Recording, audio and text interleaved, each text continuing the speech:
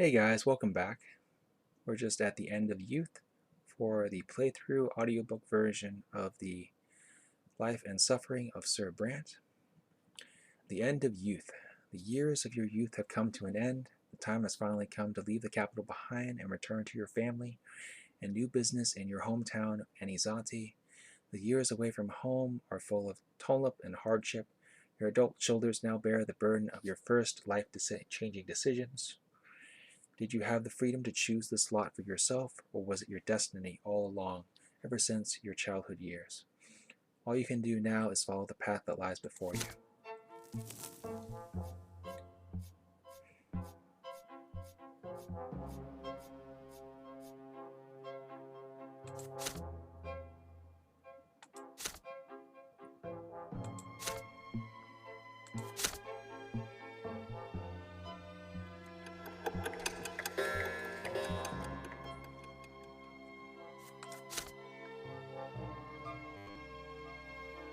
A full adult now, I returned from the capital a changed man.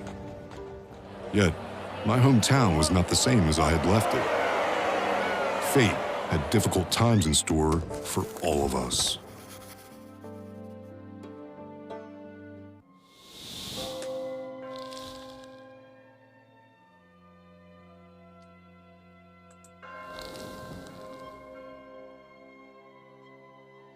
Peacetime.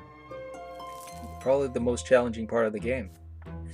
A note from the underground. The carriage makes its way along the road. You see the land of Makara through the window, empty, disarrayed by ancient magic. Your home, Anizanti, is but a few hours away along this road. The carriage is stuffy and hot from the sun. Even with the thick blinds pulled tight, it is a familiar heat. But you will now need to get used to it again. The heat weighs heavily on you, but it also reminds you of your childhood. You will see your family again soon. How will they react to you? Will they accept you after you betray their hopes and their trust? You are no longer in your native province. You will be home soon. You are back in your native province. You will be home soon. But you are no longer the boy who took this very road to the capital 4 years ago. But who are you now? A clandestine outlaw? A rebel? Or an agent of the secret chancellery? Your future awaits you now. What a future awaits you now? Can you get your freedom back? Can you save everything you hold dear? To drive away the worries about her new life and new destiny, you reread Sophia's letter yet again. Sophia says, "I'm glad you didn't do anything stupid and choose to seize your chance for freedom, Brante. I'll go to Anizati a week after you. Both of us coming back at the same time might attract unwanted attention. It's best if nobody ever knows we have anything to do with each other. We'll find an excuse for our frequent meetings later. You should go home and reconnect with your family. Don't draw any attention. Keep your head down. Don't leave that old house of yours. When the time comes, I'll find you. Tell everyone you're planning to open a print shop. Find a building to rent for it, someplace far from prying eyes. It'll be our underground headquarters. I'll tell you more about our mission when we meet." That's all. You put the letter back in your pocket. The walls of Anizati have finally emerged on the horizon.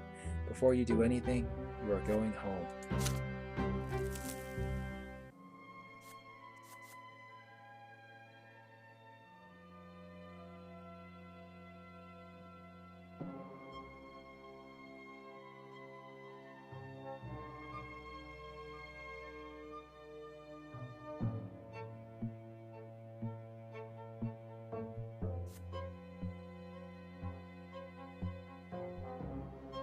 So I can do Glory of the Empire, the Free City,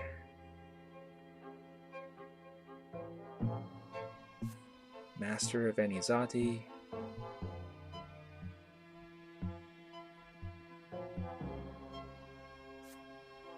The Last Straw's Riot,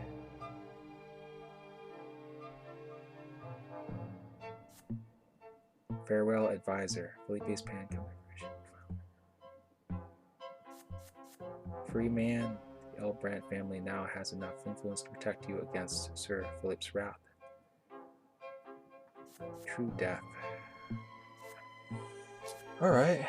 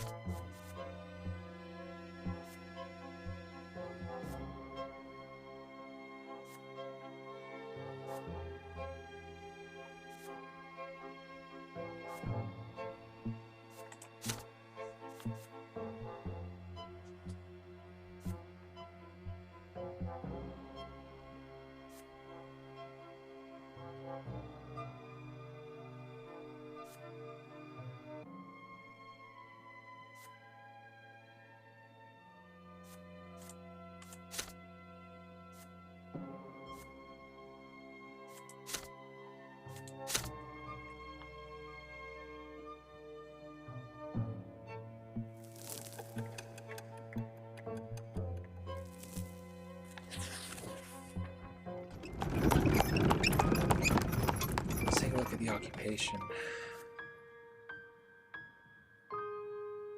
Unrest represents how rebellious the commoners of the province are and how ready they are to fight for their rights. It determines the influence of the last straw in Anizati and the power of the impending rebellion. Spy network. Your covert, citywide network of spies and informants. It determines the influence of the secret chancellery in the city of Anizati.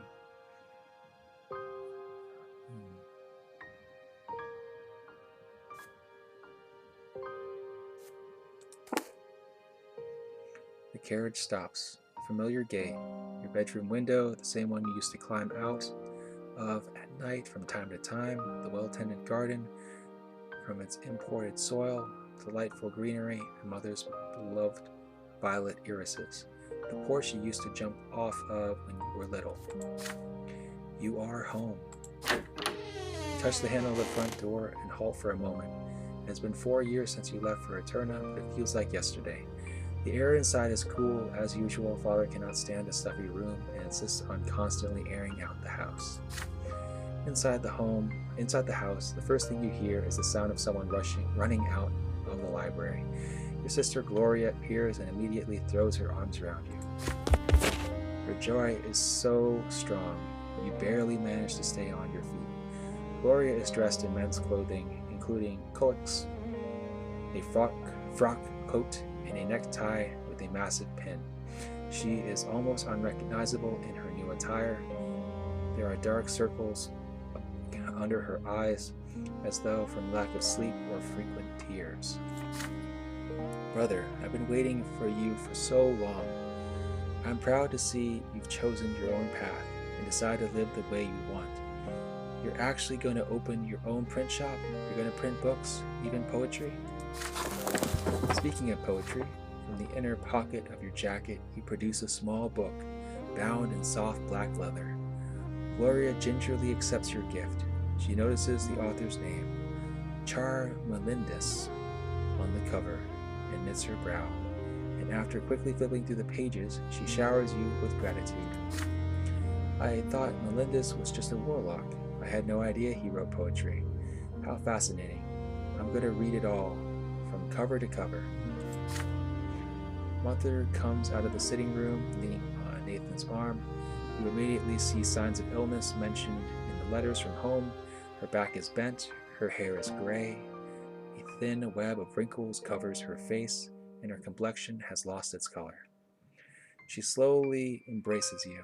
Her arm feels weightless. You press your face into her shoulder, breathing in the nearly forgotten, dearly beloved smell.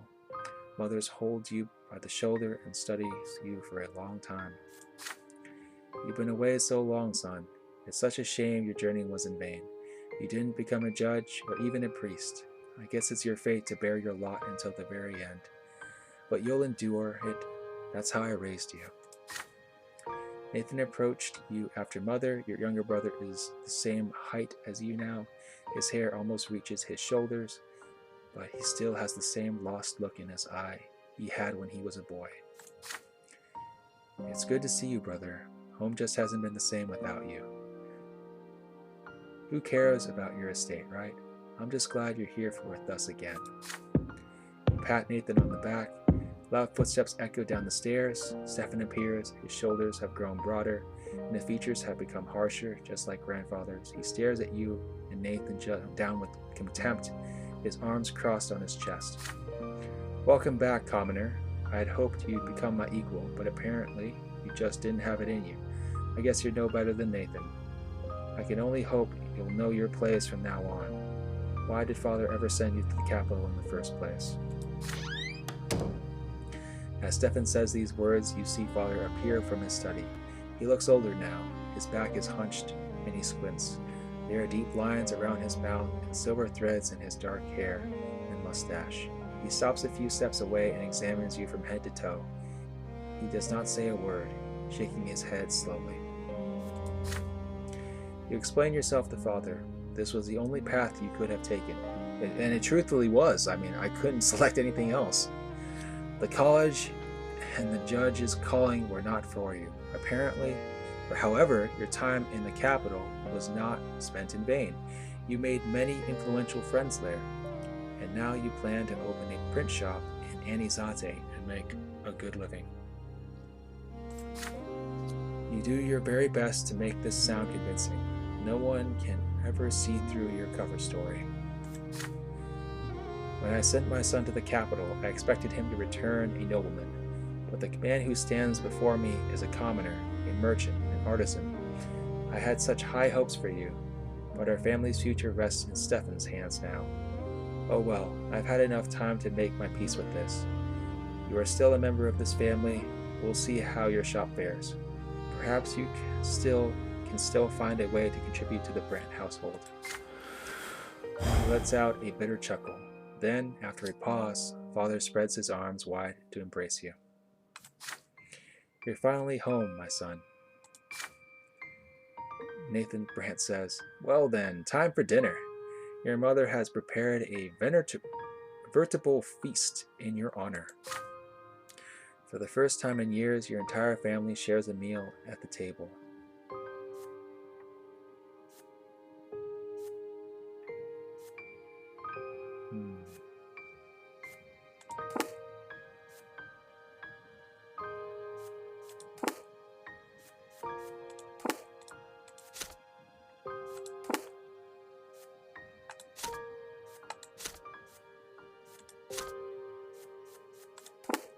Right now I'm just checking the family, just what kind of relationships are lacking.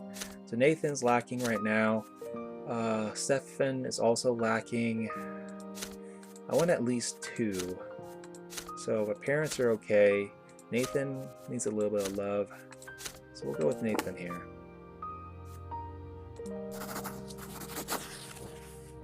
At the table, you ask Nathan how he is doing. Your inquiries make your little brother uncomfortable. I work as hard as I could. I studied theology, read books during my examination at the seminary. I started talking about something else entirely. I don't know what came over me. The priest asked me, what is the manifestation of the twins' love for people? And I went and said forgiveness. What are you talking about, son? The twins could never forgive anyone for any sin. Otherwise, how could we fulfill their design? Anyone would just do whatever they wanted, since the twins would forgive them anyway. Sorrow fills Nathan's eyes. The priest was furious too. Out of the seminary, you ignoramus, he shouted. So I left, and now I don't know what to do with myself. Stefan Brant says, Then be silent. If we must hear about the trials and travails of commoners, I'd rather learn how destiny abandoned John in the lowly estate. You have to relate the 4 years you spent in Eterna, carefully omitting anything that might reveal your secret mission. You resume your conversation with Nathan later that night. You sit together on the back porch, away from the rest of the family. I'm glad someone cares about me, brother. You've always been there for me. It must be painful for you to see me grow up so useless.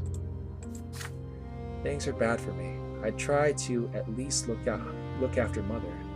You can ask your questions, but her answers don't make sense. She keeps falling silent in the middle of a conversation, like she did today. Her illness is consuming her. You know, if Mother passes, she may not be reborn. I dread to think what will happen to Father then, and to Gloria. Gloria has had it hard, too, lately. Stefan has treated her life like dirt for the last year. I think he plans to drive her out of the house so her origins won't taint the Brant reputation anymore.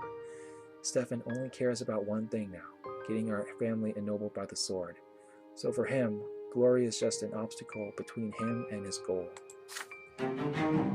You spend quite some time in silence, gazing at the radiant stripe of the shining pillar as it grows more and more luminous against the darkening sky. The Brant family is about to face some challenging times.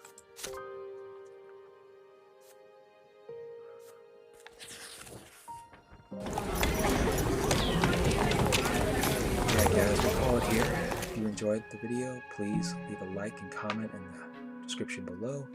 And if you find this series entertaining, please be sure to subscribe. I hope you guys have a great day and a wonderful week. Thank you very much for watching. We'll see you in the next video.